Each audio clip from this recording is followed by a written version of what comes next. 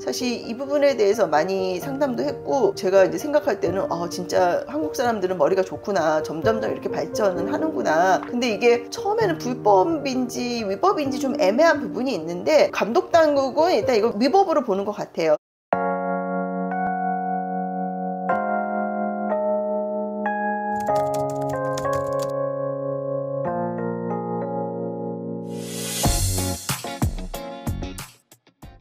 안녕하세요, 최현 변호사입니다. 최근 2차례에 걸쳐가지고 금융감독원의 보험대리점 영업질서 확립을 위한 주요 위법 사례와 제재 사례를 설명해 드리면서, 첫 번째는 작성계약, 허위계약, 두 번째는 부당 승한계약에 대해서 말씀드렸고요. 오늘은 그 마지막인 경유계약 및 수수료 부당지급 금지에 대해서 말씀을 드리겠습니다. 간략하게 말씀드리면, 경유계약은 실제 모집을 한 보험설계사와 보험증권에 나오는 보험설계사가 다른 경우이고요. 수수료 부당지급이란 GA가 보험을 모집한 설계사한테 수수료를 줘야 되는데, 그렇지 않은 설계사한테 수수료를 지급을 하는 게 수수료 부당지급입니다. 그럼 내용을 살펴보겠습니다. 경유계약 및 수수료 부당지급 금지 위반 사례 및 향후 계약입니다. 그래서 추진 배경을 보면은 기존과 유사하게 건전한 영업질서를 위해서 주요 위법 사례를 설명을 하고, 앞으로 이런 부분에 대해서 검사를 강화하고 제재도 강화하겠다, 그런 내용이고요. 그럼 먼저 경유계약이 뭐냐? 경유계약은 실제 보험계약을 모집한 설계사와 그렇지 않은 다른 설계사, 이 소위 말하는 경유설계사의 명의를 이용해서 체결된 보험계약을 말합니다. 쉽게 말하면 실제 모집은 A가 있는데 보험증권에는 모집 설계사가 B라고 되어 있는 경우입니다. 이 경유계약은 아주 보험업계에서 엄격하게 금지를 하고 있다, 이제 이렇게 설명을 하고 있습니다. 그럼 수수료 부당지급은 설계사, GA 등 금융 판매업자들이 보험 모집 업무를 제3자에게 하게 하고 수수료를 지급을 하는 겁니다. 그래서 이러한 수수료 부당지급은 우리 금소법에서 불법행위로 엄격하게 금지하고 있다. 근데 여기에는 몇 가지 예외가 있습니다. 약간 제위 위탁 같은 경우인데요. 쉽게 말씀드리면, 내가 설계사긴 하지만 또 다른 설계사랑 또 위탁계약을 체결하는 거예요. 그런 경우에는 나도 받을 수 있고 저 설계사도 받을 수 있고, 근데 이거는 사실 조건을 충족하기가 쉽진 않아요. 또 다른 위탁계약을 해야 되기 때문에, 제가 아직까지는 이렇게 위탁계약을 재위탁까지 해서 하는 경우는 제가 본 적이 없거든요. 근데 최근에 하여튼 이와 관련된 금융위원회의 유권 해석도 있었고요. 그래서 향후는 이런 식으로 불법이 아닌 합법적으로 또 다른 위탁계약 내지 재위탁을 하는 경우가 있을 수도 있을 것 같습니다. 그리고 이제 여기 중요한 내용이 있는데요. 경유계약을 했을 때는 GA 또는 경유 설계사가 자격이 없는 실제 모집 설계사에게 모집 수수료를 지급하는 경우는 해당 GA나 경유 설계사는 수수료 부당지급 금지 위법으로 동시에 제재를 하겠다. 그러니까 돈을 준 사람도 제재를 하겠다는 거고, 여기서 하나 이제 조금 유의하셔야 되는 게, 경유 설계사, 이 경유 설계사는 이름 빌려준 사람이잖아요. 근데 어떤 경우가 많냐면요, 내가 모집을 하고 A가 모집을 하고 B가 이제 보험증권상의 모집 설계사로 나오잖아요. 그러면 보험회사나 GA는 이 B한테 돈을 줄 수밖에 없어요. 왜냐면 형식상 명의로 나온 자가 B니까. 그러면 또 B는 자기가 받은 그 모집 수수료를 실제 모집한 A한테 다시 주거든요. 그런데 이러한 경우 어쨌든 A한테 돈을 B가 줬기 때문에 B도 앞으로는 처벌받겠다, 이제 이런 얘기입니다. 사실 기존에도 있던 내용이긴 한데, 지금까지는 이 부분은 그렇게 경유설계사가 강하게 처벌되거나 그러진 않았던 것 같은데요. 향후는 좀 강하게 처벌될 것 같습니다. 그래서 이제 발생 원인은 이제 보겠습니다.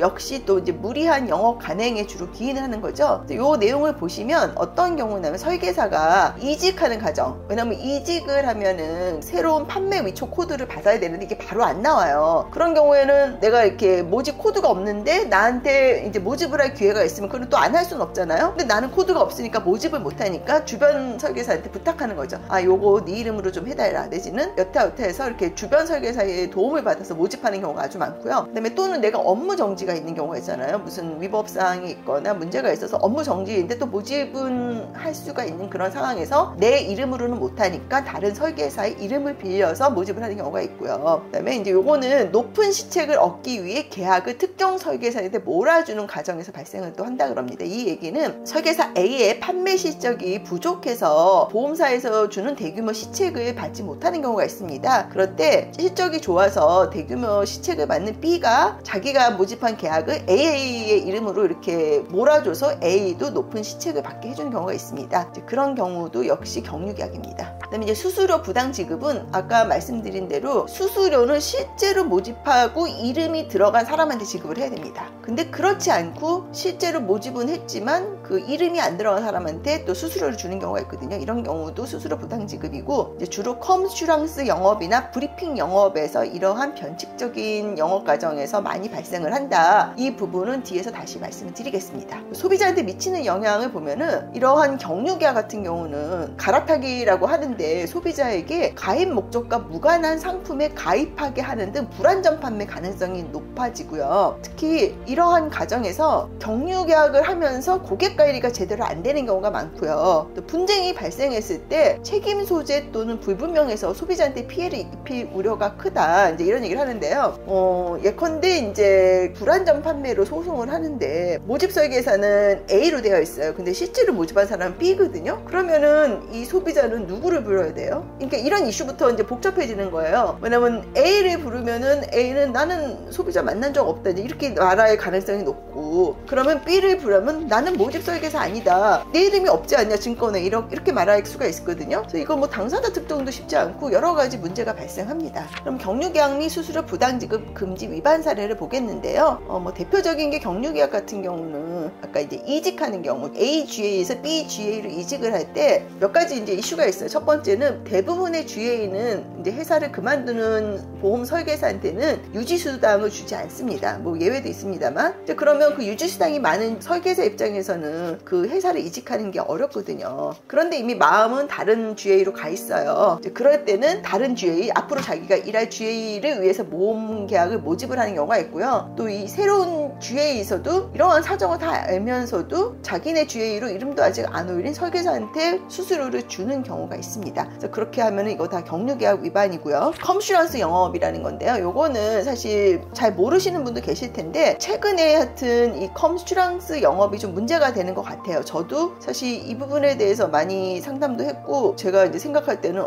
진짜 한국 사람들은 머리가 좋구나, 점점점 이렇게 발전은 하는구나. 근데 이게 처음에는 불법인지 위법인지 좀 애매한 부분이 있는데 감독 당국은 일단 이거 위법으로 보는 것 같아요. 그래서 컴슈런스 영업이 어떤 건지 말씀을 드리면, 이거는 주로 법인 CEO를 대상으로 하는 건데 뭐 CEO 정기보험 뭐 이런 거거든요. 근데 요거는 영업을 하는 과정에서 CEO의 자녀나 뭐 부인 내지는 특수관계인 뭐 형제 이런 사람을 모집 설계사로 이제 하는 거예요. 실제로 이거를 모집한 설계사는 따로 있고요. 그리고 요 해당 모집 설계사한테는 수수료가 나가잖아요. 요 해당 모집 특수관계인, 그러니까 명의가 올라간 모집 설계사한테 수수료를 지급하는 방식입니다. 일종의 경유계약인 거잖아요. 사실은 모집한 적이 없는데. 그래서 이제 컴슈런스라는 그 용어도 컴퍼니와 인슈런스의 합성어라고 합니다. 그리고 또 일부 GA는 이 설계사 자격이 없는 CEO 자녀에게 수수료를 또 지급을 한 사례가 있다 그래요. 이 CEO 자녀에게 이제 모집 설계사로 등록을 시키기 위해서는 설계사 자격이 필요하지 않습니까? 그래서 이제 그 보험 설계사 시험을 보게 했는데 계속 떨어진 거예요. 그래서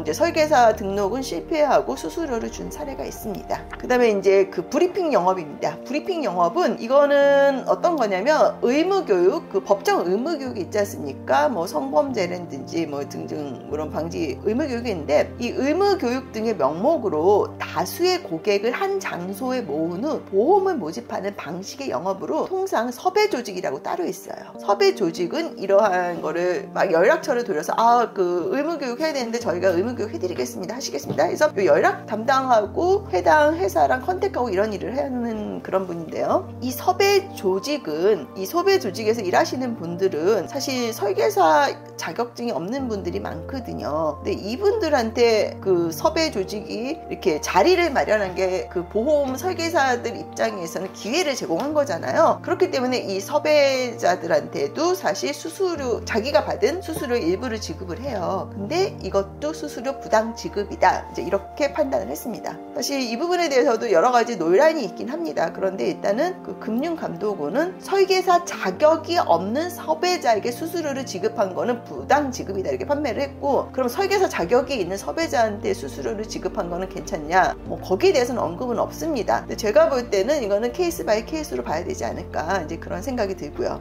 또 중요한 게 위반 시 제재 양정 기준 및 최근의 제재 실적이죠. 그래서 이거는 그 경유계약 및 수수료 부당 부당지급 금지 위반에 대해서는 뭐 당연히 위법 부당의 정도에 따라 금전 제재와 기간 신분 제재가 부과된다. 그래서 경유계약의 경우는 위반 1건당 1천만 원 이하의 과태료 부과 가능하고 등록 취소 및 6개월 이내에 업무 정지 등도 부과될 수 있다. 이거는 이제 1건대 최대가 이렇다는 거고요. 수수료 부당지급의 경우도 위반 1건당 3천만 원 이하의 과태료 부과가 가능하고 시정 중지 개시 명령 등도 부과된다. 그리고 이제 최근에 이런 실적이 많다. 그리고 앞으로는 더 강화하겠다. 이제 이런 내용입니다. 근데 여기서 잘 보시면 위반 1건당이에요. 그러니까 이게 이 경유계약 하시는 분이 한 건 하고 이러지 않거든요. 여러 건 하거든요. 그러면은 최악의 경우는 엄청난 과태료가 부과가 될 수 있습니다. 그래서 이런 경유계약과 수수료 부당지급 이거 절대 하시면 안 되고요. 감독당국이 보도자료를 발표했다는 건 앞으로 이 부분의 검사를 강화하겠다는 얘기잖아요. 그렇기 때문에 이런 일이 있으면 안 될 것 같고, 그렇지만 이미 과거에 이게 문제가 되신 분들은 또 전문가의 도움을 받으면 훨씬 제재 수위라든지 아니면은 뭐 잘 설명을 해서 이게 뭐 경유계약이 아니라고 볼 수 있다든지 이런 부분에 대해서는 전문가의 도움을 받는 게 필요할 것 같습니다. 그래서 관련해서 현재 이슈가 있거나 상담이 필요한 분 아니면은 뭐 소송을 하거나 이런 분들은 위에 있는 연락처로 연락을 주시기 바랍니다. 감사합니다.